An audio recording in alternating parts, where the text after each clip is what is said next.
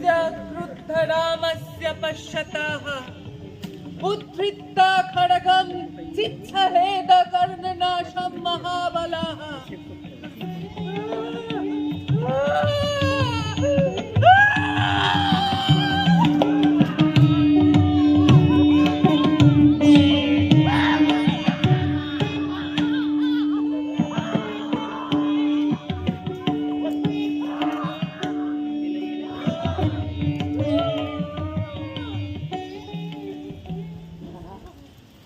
নমস্কার, আপনারা দেখছেন নৈহাটির অঙ্গসেনা প্রযোজিত নাটক কথা মীনাক্ষী।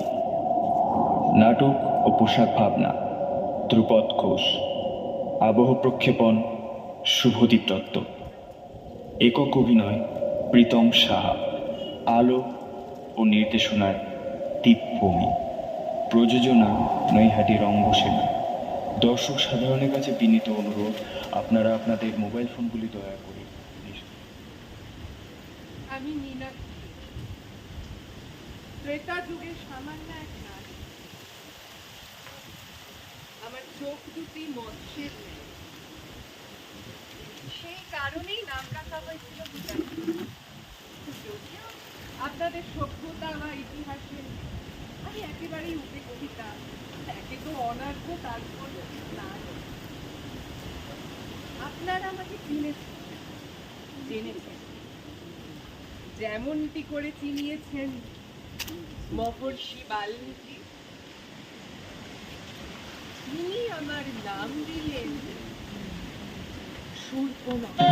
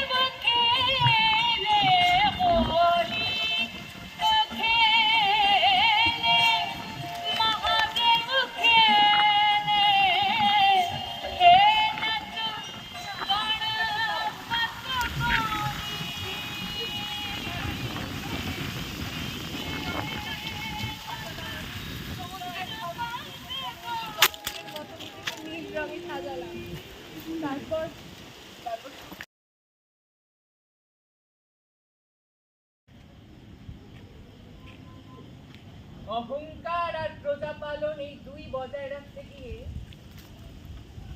এটাকে আর কি বিসর্জন।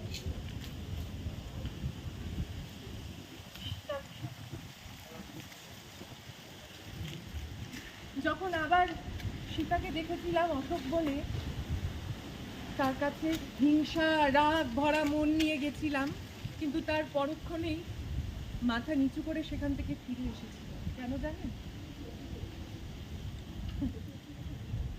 কারণ দেখেছিলাম ভালোবাসা কাকে বলে। লক্ষ যোজন দূরে থেকেও তার সমস্ত চোখ, চুল, সমস্ত শরীর জুড়ে ছিল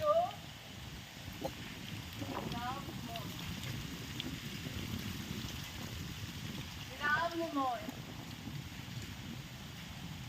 এমন প্রেমিকাকে অধিকার করা তো দূরের কথা, ছুঁতেও পারবে না হাজারো লাভ। সীতাকে বিনা দোষে গর্ভবতী অবস্থায় নির্বাসনে পাঠালেন আপনি। হ্যাঁ হ্যাঁ আপনি। ইতিহাস যদি সঠিকভাবে লেখা হয় তাহলে দেখা যেতে পারে কিভাবে কিভাবে রাষ্ট্র সমাজ স্বামীর প্রতিবাদের অন্যায় করতে গিয়ে সীতা স্বেচ্ছায় নির্বাসনে চলে গেছে। সূক্ষ্মভাবে যদি বিচার করা হয় তাহলে এও দেখা যাবে যে যে স্বামীর অন্যায়ের প্রতিবাদ তো দূরের কথা, প্রকৃতি বড় সুন্দর, বড় মোহময়।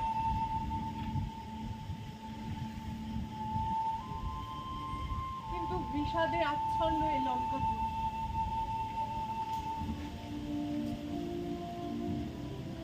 এই বিধ্বস্ত লঙ্কাপুরী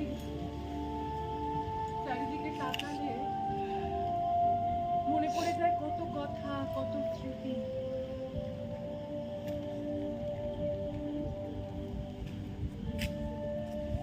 আমাদের স্বর্ণ লঙ্কাপুরী ছিল ত্রিভুবনে সেরা, যার একচ্ছত্র নায়ক ছিলেন মহারাজ রাবণ।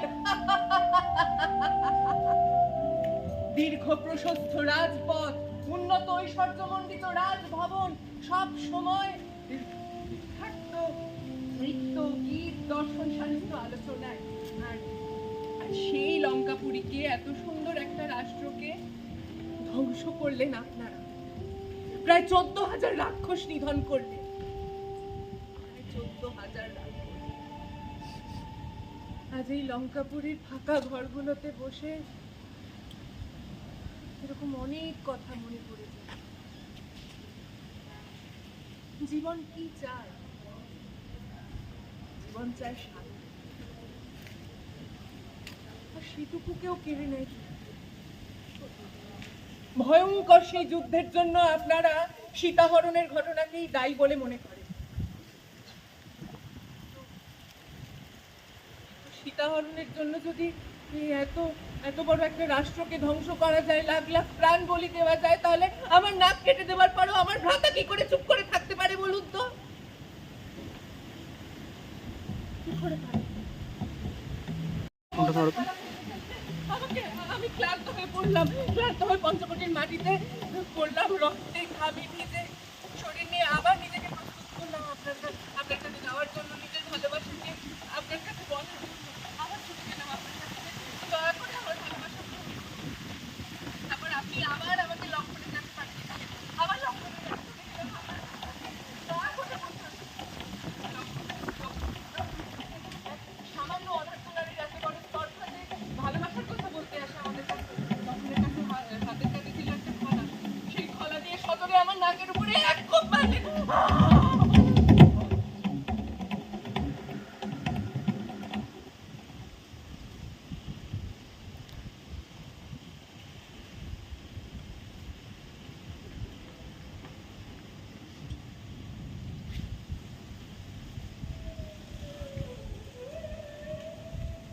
আজ জীবনের শেষ প্রান্তে এসে মনে হচ্ছে আপনি বড় একলা, বড় প্রজা পালন আর নিজের অহংকারকে আপনি বজায় রাখতে গিয়ে সীতাকে তো বিসর্জন দিয়েছেন। সীতা চলে গেছে। ত্যাগ ও ধর্মের কাছে তিনি মহান হয়ে থাকবেন। আসলে প্রেমিকা আর স্ত্রীর মধ্যে মনে হয় এখানেই পার্থক্য। প্রেমিকার অধিকার থাকে তার তার স্বামীকে ছেড়ে চলে যাওয়ার, নয় অধিকার থাকে না। আর স্ত্রীর থাকে তার স্বামীকে ছেড়ে চলে যাওয়ার অধিকার। তাই মহারানী সীতা চলে গেছে, কিন্তু আমি কোথাও যাবো না, যেতে পারবো না।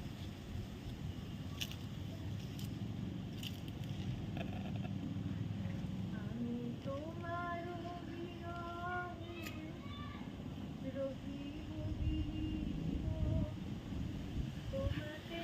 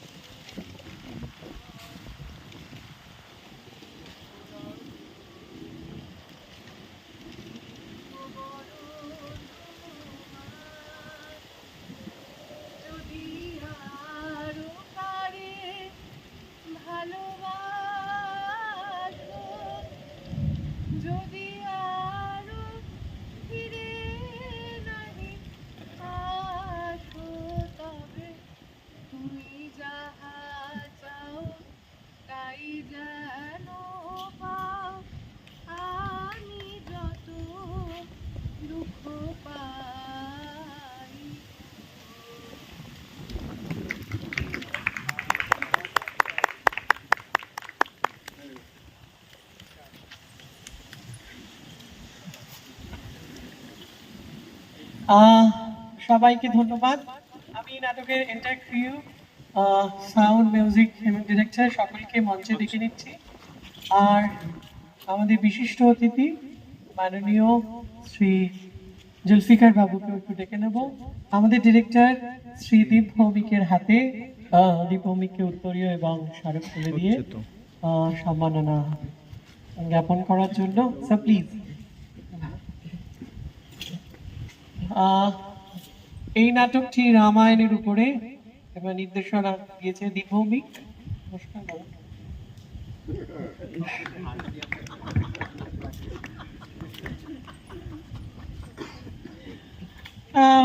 আমাদের মিউজিক করেছে শুভদীপ দত্ত এবং প্রীতম সাহা। হ্যাঁ, ও বাঁশিও বাজাতে পারে, কিন্তু আজকে বাঁশিটা বাঁশিটা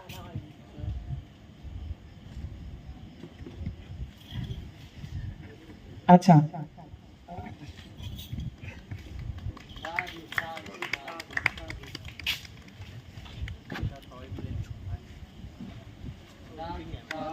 এদিকে একটু তো জুলফিকার তাকে দু চার কথা বলার জন্য।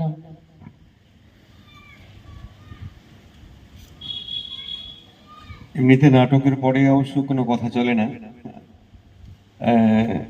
খুবই মুগ্ধ হয়ে দেখছিলাম। আমরা যারা থিয়েটারের সঙ্গে যুক্ত তারা জানি যেটা সোলো পারফরমেন্স করার পিছনে কি পরিমাণ পরিশ্রম হয় মঞ্চে যারা এই কাজটা করে। তো সেখানে তাকে মুগ্ধতা থাকে। আর মহাকাব্যের মজা হচ্ছে যে এটাই এর ইন্টারপ্রিটেশন মানে এত বিচিত্র রকমের হয়ে থাকে। তো সুরপরখা নিয়ে এর আগে আমি আরো দু একটি কাজ দেখেছি, অনেক বিখ্যাত নাট্যকারেরও কিছু নাটক রয়েছে। তো আজকের এই পারফরমেন্সটা খুবই ছোট্ট কিন্তু খুবই মানে হৃদয় ছুঁয়ে যাওয়া, খুব স্পর্শময় হয়েছে, খুব ভালো লেগেছে আমার।